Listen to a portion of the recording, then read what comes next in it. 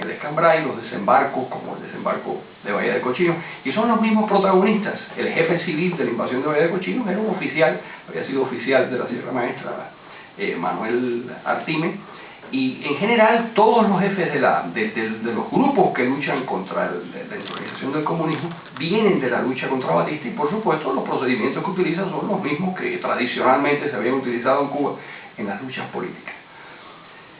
Esa, digamos, estrategia de reemplazo de la clase o de las élites de poder mediante la violencia se va agotando y se apaga aproximadamente en 1966, cuando los últimos guerrilleros del Escambray, que son campesinos, e insisto en ello, que venían también de la lucha contra Batista, son derrotados y prácticamente desaparece la opción de la violencia.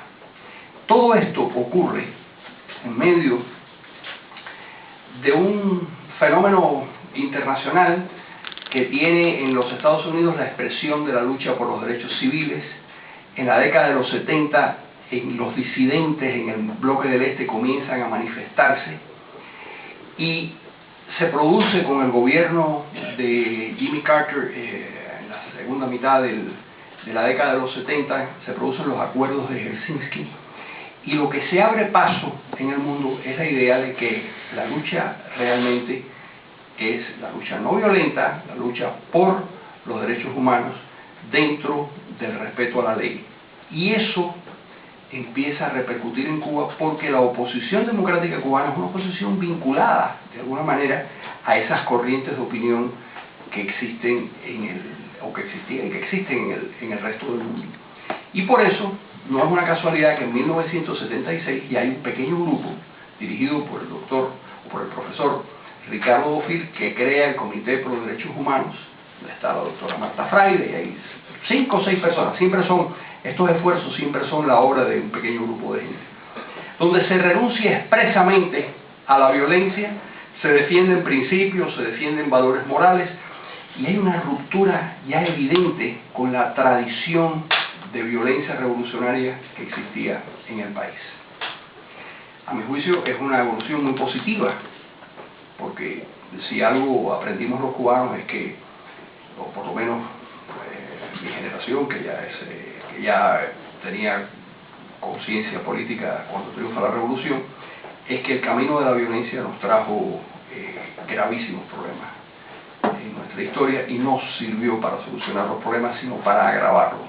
Fue realmente algo profundamente negativo.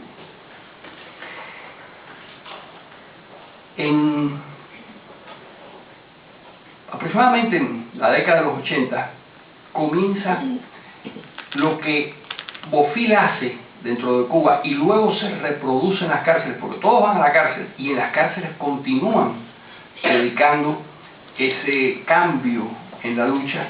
Esto empieza a tener una expresión política, y hay un ayornamiento, una especie de conexión de la oposición con las corrientes democráticas del mundo entero.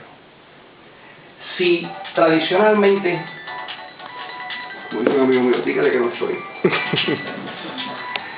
Si tradicionalmente la política cubana se solía dividir en una especie de dicotomía entre revolucionarios y antirrevolucionarios, entre malvados y gente bondadosa, dependiendo de quién hacía la historia, lo que se hace a partir de esa época, a partir de la década de los 80, es integrar a los distintos grupos políticos en las corrientes políticas que nosotros vemos presentes en la mayor parte de los parlamentos del mundo democrático. Es decir, comparecen en la historia política de Cuba los democristianos, los socialdemócratas, los liberales, los conservadores y otros grupos que existían en otros sitios. En Cuba, por ejemplo, hay grupos políticos verdes, es decir, que defienden la cuestión ecológica y tratan de defender a la sociedad cubana de los desastres ecológicos. Hay grupos políticos sindicalistas que reivindican las mismas cosas que reivindican los sindicalistas en todas partes. En otras palabras, la oposición democrática cubana evoluciona como el resto del mundo, y en la misma dirección pacifista, civilista del resto del mundo, renunciando a la violencia. Pero ¿qué hace el gobierno cubano? El gobierno cubano se queda congelado en la visión de 1959, con el mismo discurso estalinista, con la misma caracterización. Sus enemigos son siempre unos tipos malvados al servicio de la CIA. Los enemigos internacionales están vendidos al oro de Washington, qué sé yo. Es decir, es una forma de no querer entender y al mismo tiempo de dividir al mundo en blanco y negro para gobernarlo a su antojo. No hay evolución, hay inmovilismo por parte del sistema.